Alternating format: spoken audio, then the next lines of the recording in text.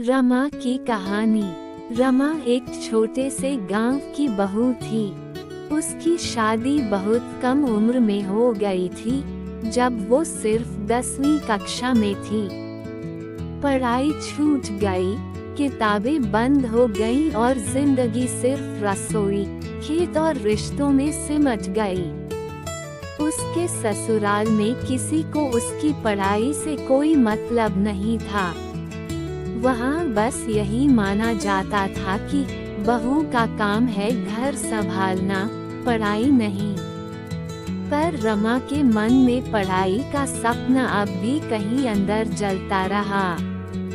हर रोज जब वो खाना बनाकर निबट जाती, तो पुराने अखबारों को पढ़ने की कोशिश करती। जब देवर की किताबें कहीं रखी होती, तो रात को चुपचाप उठा कर पढ़ती। कई बार सास ने डांटा भी, अब तेरी उम्र पढ़ने की नहीं, बच्चों की माँ बनने की है। पर रमा चुप रही, उसने हार नहीं मानी। एक दिन उसके पति हरिओम ने देखा कि रमा छुप छुप कर पढ़ रही है। पहले उसे अजीब लगा, पर जब रमा ने धीरे से कहा, मैं सिर्फ थोड़ा पढ़ना चाहती हूँ अपने लिए, तो हरिओम चुप हो गया। कुछ दिन बाद वो खुद उसे पास के स्कूल में ले गया और उसका नाम नाइट क्लास में लिखवा दिया। रमा की आंखों में आंसू थे खुशी के।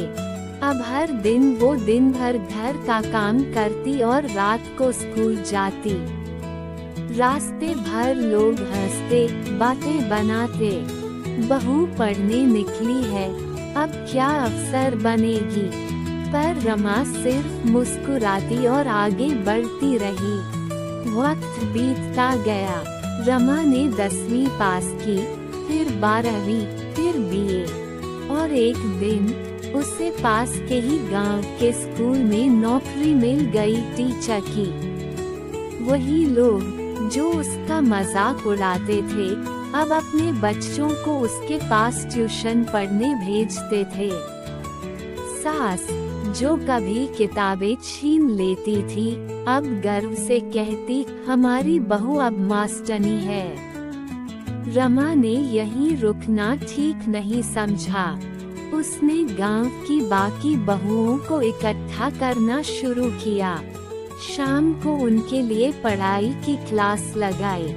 शुरू में 2 ही औरतें आईं, फिर 5, फिर 10, फिर पूरा आंगन भरने लगा।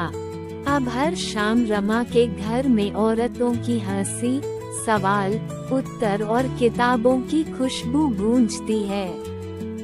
रमा सिर्फ खुद नहीं पढ़ी, उसने पूरे गांव को पढ़ा दिया। कभी कभी एक बहू की पढ़ाई सिर्फ एक इंसान को नहीं, पूरी पीढ़ी को रोशनी दे जाती है।